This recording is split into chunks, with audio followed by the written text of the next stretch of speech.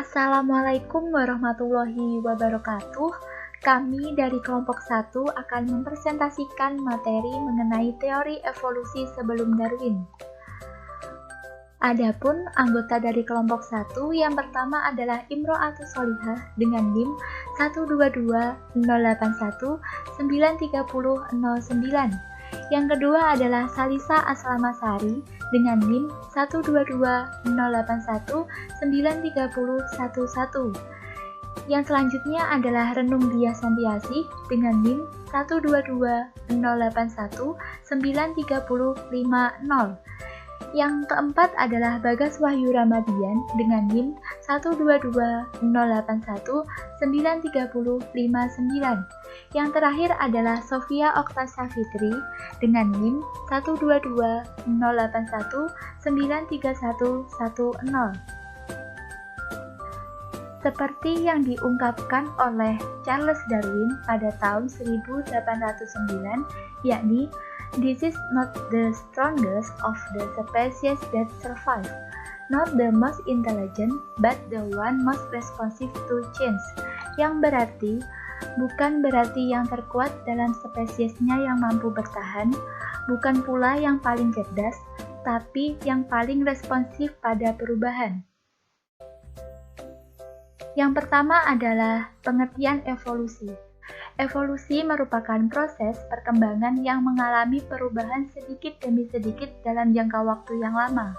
Evolusi adalah perubahan dari generasi ke generasi yang menurunkan sifat yang berbeda dari nenek moyangnya dan berlangsung dalam waktu yang lama.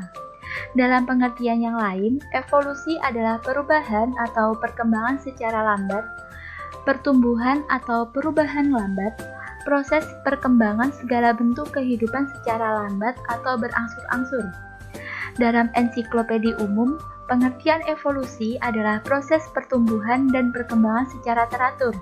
Dalam Kamus Umum Bahasa Indonesia mendefinisikan bahwa evolusi adalah perkembangan atau pertumbuhan secara berangsur-angsur. Sedangkan dalam Kamus Besar Bahasa Indonesia mendefinisikan bahwa evolusi adalah perubahan secara berangsur-angsur dan perlahan-lahan atau sedikit demi sedikit. Evolusi sebagai cabang biologi dalam rumpun sains adalah ilmu yang mempelajari tentang perubahan yang terjadi secara berangsur-angsur menuju kesesuaian dengan waktu dan tempat.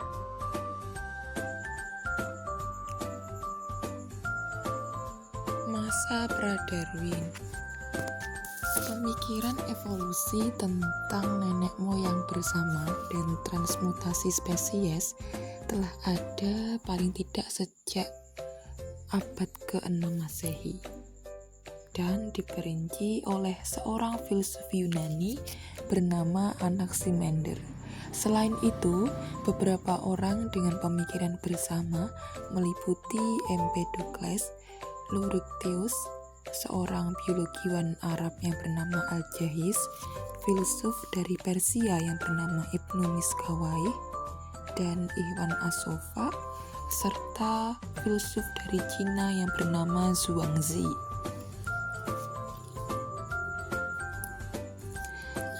Pada masa pra-Darwin ini, teori evolusi organik memperkirakan bahwa sejak kehidupan muncul di bumi, telah terjadi suatu proses berkesinambungan.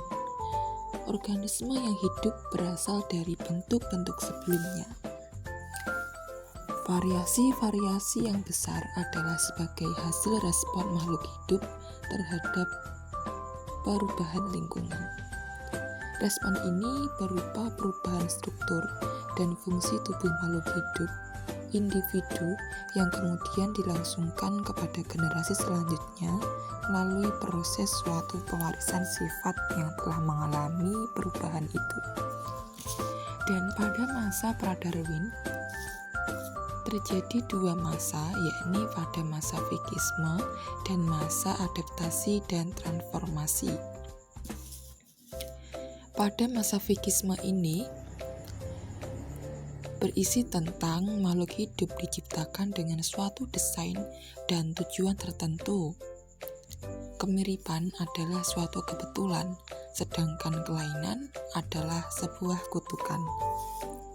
Dan konsep dalam masa Fikisme ini yaitu pada abad ke-18, paham yang berkembang adalah organisme sebagai ciptaan Tuhan, sehingga dalam bahasa biologi asal-usul kehidupan disebut dengan teori ciptaan khusus. Kemudian selain itu, adanya kelainan atau cacat tubuh adalah dinilai sebagai kutukan. Jadi bukanlah sebagai perubahan makhluk hidup yang dilatar belakangi oleh seleksi alam maupun perubahan genetik pada makhluk hidup. Kemudian yang kedua, pada masa adaptasi dan transformasi. Nah, pada masa adaptasi dan transformasi ini, semua organisme punya kekuatan vital yang mengontrol perkembangan dirinya. Dan pada masa adaptasi ini didasarkan dengan adanya perbedaan makhluk hidup satu dengan lainnya. Kehidupan berasal dari asal mula yang sama.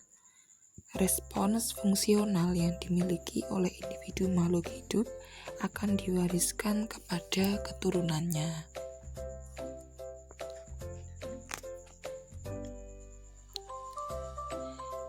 Nah, filsuf dari teori pra-Darwin ini meliputi Aristoteles dan Plato, Leeuwenhoek, Cuvier, Linnaeus, kemudian ada Buffon, ada Hutton, Lamarck, Charles Lyell, dan Malthus yang nantinya akan dijelaskan satu persatu.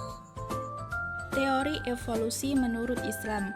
Sejak 14 abad yang lalu, Al-Quran telah menegaskan bahwa manusia bukanlah keturunan kera. Manusia pertama, yaitu Nabi Adam, diciptakan dari tanah. Manusia terdiri atas materi dan roh, diciptakan dari tanah, kemudian menjadi lumpur hitam yang diberi petunjuk, lalu menjadi tanah kering seperti tembikar dan disempurnakan bentuknya. Allah meniupkan roh pada ciptaannya, maka terjadilah Adam. Manusia dibedakan dari seluruh makhluk lainnya. Manusia mempunyai kesamaan dengan hewan dalam sebagian besar karakteristik, dorongan emosi untuk mempertahankan diri, serta kemampuan untuk memahami dan belajar. Akan tetapi, manusia tetaplah berbeda dengan hewan dari karakteristik rohnya yang membuatnya cenderung mencari Allah dan menyembahnya. Asal mula tubuh manusia adalah dari tanah dan akan kembali lagi ke tanah. Masa Fikisme ada 5. Yang pertama Aristoteles, kedua Plato, ketiga Leeuwenhoek, keempat Buffon, dan kelima Linnaeus.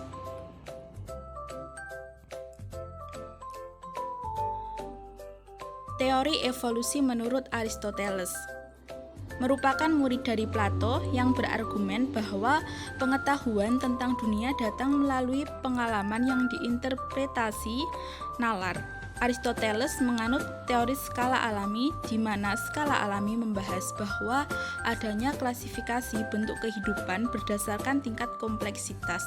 Aristoteles meyakini bahwa spesies sudah berada dalam bentuk permanen, sempurna, serta tidak berkembang lagi.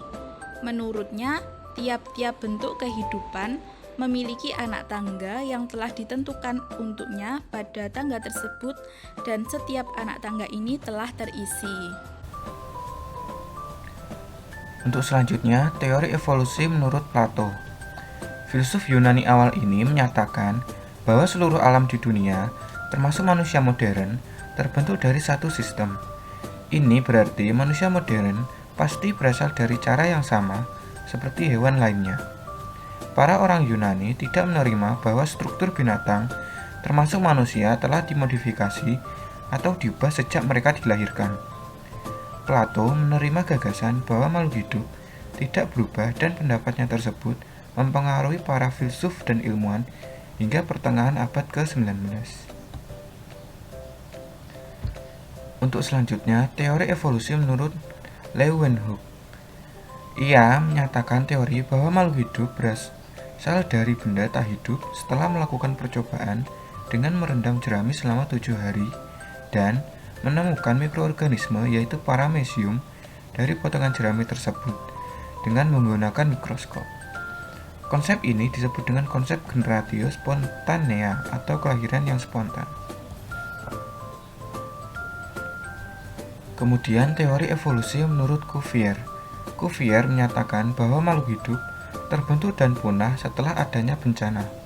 Alasan Cuvier menyatakan teorinya tersebut setelah ia mengamati setiap sedimen batuan kuno yang ia temukan mengandung beberapa jenis makhluk hidup yang berbeda. Baik, yang selanjutnya adalah teori evolusi menurut Buffon. Nama lengkap Buffon adalah George Louis Lerlac de Buffon. Beliau mengatakan bahwa adanya variasi yang dipengaruhi oleh alam menyebabkan adanya kemampuan untuk beradaptasi, dan kemudian spesies terbaru akan terbentuk, akan diwariskan. Beliau juga mengatakan bahwa hewan-hewan bersifat plastis. Variasi-variasi kecil yang dihasilkan lingkungan akan berakumulasi membentuk perbedaan-perbedaan yang lebih besar. Setiap hewan pada jalur tipe-tipe hewan merubah dari moyangnya yang keadaannya lebih sederhana. Jadi terdapat variasi-variasi kecil yang nanti akan diwariskan ke generasi yang berikutnya. Selanjutnya adalah teori evolusi menurut Carolus Linnaeus. Carolus Linnaeus merupakan bapak taksonomi karena beliau mengembangkan sistem dua bagian atau disebut juga dengan binomial untuk menamai organisme menurut genus dan spesies. Linnaeus mengelompokkan spesies berdasarkan tingkat kemiripannya. Spesies yang mirip satu sama lain dikelompokkan ke dalam genus yang sama. Genus yang sama atau mirip dikelompokkan pada famili yang sama, dan berlaku seterusnya. Yang selanjutnya adalah masa adaptasi dan transformasi. Pada masa adaptasi dan transformasi ini, terdapat 4 teori evolusi. Yang pertama adalah teori evolusi menurut Hutton, yang kedua adalah teori evolusi menurut Lamarck, yang ketiga adalah teori evolusi menurut Charles Lyell, yang keempat adalah teori evolusi menurut Malthus. Yang pertama adalah teori evolusi menurut James Hutton. James Hutton menyatakan sifat dan ciri geologis bumi dengan teori gradualisme atau secara bertahap, menganggap bahwa perubahan dari ciri dan sifat geologis bumi merupakan proses yang berlangsung lambat namun berlangsung terus-menerus. Misalnya, tebing terbentuk oleh sungai yang memotong bebatuan, dan batuan sedimen terbentuk dari partikel-partikel yang terkena erosi dari daratan yang dibawa sungai ke lautan. Yang selanjutnya adalah teori evolusi menurut Lamarck. Jean-Baptiste de Lamarck menyatakan bahwa perbedaan antar individu terjadi karena kebiasaan atau latihan-latihan yang dilakukan individu tersebut. Lamarck dikenal sebagai penggagas suatu bentuk teori evolusi kehidupan yang kemudian dikenal sebagai Lamarckisme. Lamarck menyatakan perubahan yang terjadi pada spesies adalah sebagai akibat respon makhluk hidup terhadap lingkungan atau adaptasi. Anggota tubuh yang terlatih akan menguat, sementara yang tidak terpakai akan melemah dan tereduksi. Hal ini merujuk pada teori Lamarck, yakni us and disease. Berikut ini salah satu contoh dari teori evolusi Lamarck adalah pada leher jerapah. Lamarck mengemukakan bahwa hewan ini memiliki leher yang panjang karena selalu digunakan untuk meraih daun-daun pakannya yang semakin tinggi, yang akhirnya akan menjadi semakin panjang.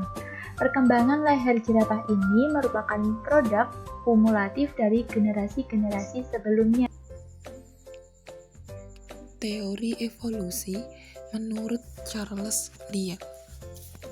Charles Lyell menyebutkan adanya evolusi geologi. Teori ini berbicara mengenai perubahan ketinggian tanah, sedimen yang dibawa oleh air, perubahan partikel, dan perubahan iklim. Dalam teori ini, organisme-organisme yang dianggap sebagai turunan hasil modifikasi spesies lain yang hidup di masa geologi sebelumnya. Kemudian ada teori evolusi menurut Malthus. Malthus sendiri menyatakan bahwa pada saat itu didasarkan oleh sebuah grafik yang menunjukkan bahwa kenaikan produksi bahan makanan seperti fungsi deret hitung, sedangkan kenaikan jumlah penduduk atau populasi seperti fungsi deret ukur. Pertumbuhan makanan tidak sebanding dengan jumlah penduduk yang ada, sehingga setiap individu harus mempertahankan dirinya sendiri untuk mempertahankan hidup. Berikut ini adalah suatu grafik yang dirumuskan oleh Malthus. Pada grafik tersebut jelas adanya perbedaan antara ketinggian jumlah populasi dan jumlah produksi makanan. Pada populasi makhluk hidup memiliki ketinggian yang sangat tinggi dibandingkan jumlah produksi makanan. Oleh sebab itu, pada teori Malthus ini, setiap individu atau setiap makhluk hidup harus mempertahankan dirinya sendiri untuk bertahan hidup.